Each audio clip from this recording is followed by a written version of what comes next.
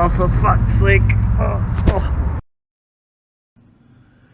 Velkommen alle sammen. I got a really good question from a subscriber recently. So the Norse, they had different types of meditation where they would sit still to receive wisdom and divination. Utiseta, sitting out on a burial mound, sitting on a rooftop to predict the future, sitting under a hanged man.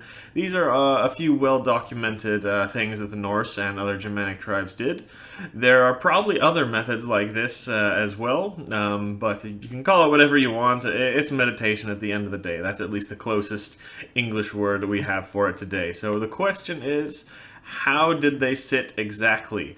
Was it like the traditional, cross-legged type of position that we see in Eastern spirituality? And this is what the question was from a subscriber, since there was actually a very famous Buddha statue found in Sweden before the Viking Age, actually. And the Buddha statue is sitting in this exact position that is called the Lotus position in the East. And I thought, I don't think the Norse sat like this, really. I mean, Lotus position is just totally Eastern. But then I remembered, we actually have a statue of one of our gods sitting in this exact same position, and it's called the Rällinge Statuette. It's a statue of Freyr with his signature big hard cock, and he's sitting in this exact position. So we don't know exactly what this represents, but at least we can say that the Norse had some knowledge of sitting in this cross-legged position that we call the Lotus.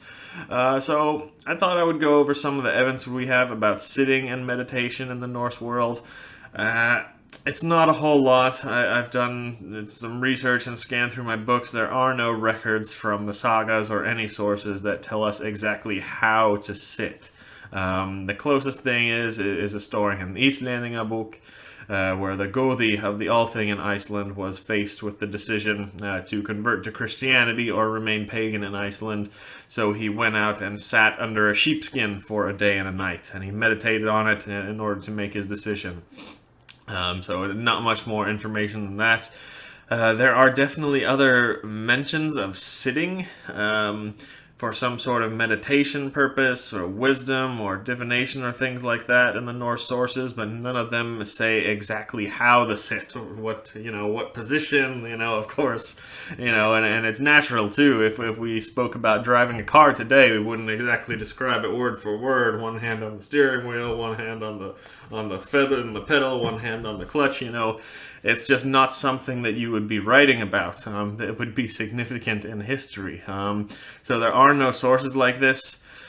There are, some mentions too about Seider, actually, and Seider actually seems like it was done sitting a lot of the time too. Sitting up on the platform and possibly sometimes even on their staff, like I have spoken about in other videos. But we're not sure exactly how they sat, so we really don't know. We can speak a bit about the archaeology. Again, there's nothing really. The only thing we have of this cross-legged position from the Norse world is the Viking Buddha found in Sweden, but it was originally from India, so it definitely got there through trade. And this is very, very old, actually, much before the Viking Age. It's actually from the 500s, it's believed.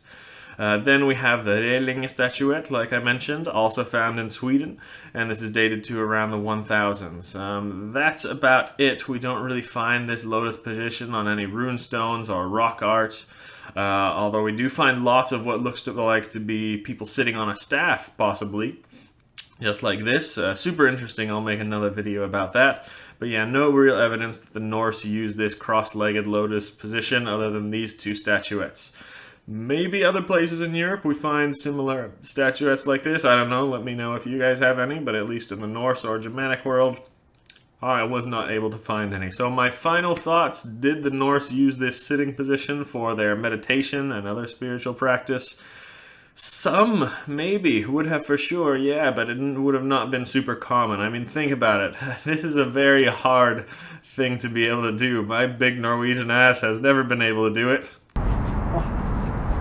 Oh, for fuck's sake. Ugh. And actually, I stretch a lot and even do yoga sometimes. So I highly doubt the average Norseman 1,000 years ago would have been able to come even close to sitting like this. It requires a ton of training and flexibility. And this is an important thing that I want you guys to know about my channel. Most of the things that I speak about would probably not have been practiced by the average Norseman. Think of the Viking Age society as like a high school today. The Viking warriors would have been a small portion of the population. Compare them to like the football team.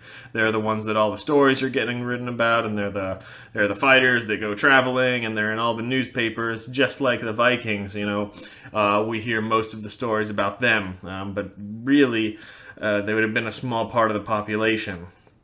Other people in the Viking world, you would have been, you know, just compare them to like the science nerdy kids in the high school, and these would have been like the builders and healers and things like that in the Viking Age. But you know, most people at school are just there to get their work done and hang out and be social, just like the average person in the Viking Age, just regular normal people.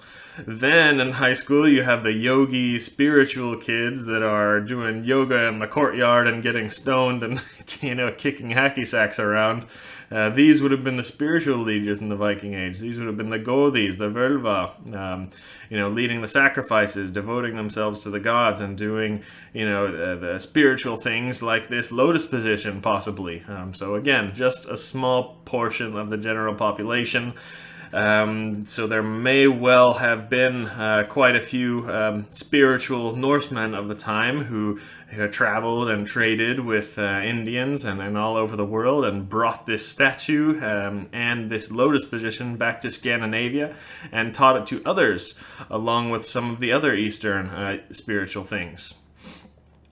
Here's the thing though, this lotus position was developed in India, and it's used because they believe it helps, you know, open the root chakra, helps with meditation and spiritual awakening, things like that. I don't completely know. If that is true, I'm not saying that I believe in that, but if it is true about this sitting lotus position and the Hindus figured it out, the Norse would have eventually figured this out too. We think that they also had an understanding of the chakras in the Norse world. See my video about that, link in the description. So the Norse and Hindus, they evolved from the same place. We were all one Indo-European people if we go back far enough in time. So eventually, we would have both uncovered the same spiritual discoveries like this. We evolved differently, of course. We didn't evolve from Indians and Hinduism. We were one people at once, and we evolved separately. The Norse, you know, had a tougher climate, so they evolved to figure things out like how to survive in the winter and store food and build amazing sea vessels that can fish at all times of year. You know, the people in India, they didn't really have to worry about that. They didn't really have to worry about the cold or where to find food as much, so they had more time to focus on some of these spiritual questions. That's why Hinduism and Buddhism in the modern day seem more spiritual than the Norse. Also, the Norse hit a roadblock when they were Christianized 1,000 years ago, whereas Buddhism and Hinduism were never Christianized. So I think if the Norse never were Christianized and they were just allowed to evolve with their spiritual beliefs up until today, the Norse too would have started to discover the same types of spiritual things. But again, just a small portion of the population. Just like in India, there are only a few of those, you know, gurus and yogis, but 1 billion people there that really just don't give a shit about it, really. So just keep that in mind whenever I speak about this sitting position, or anything else on my channel, really. Yes, the Norse probably did something like that, but not super common again. So that's all I have to say for today. Vi ses nästa gång.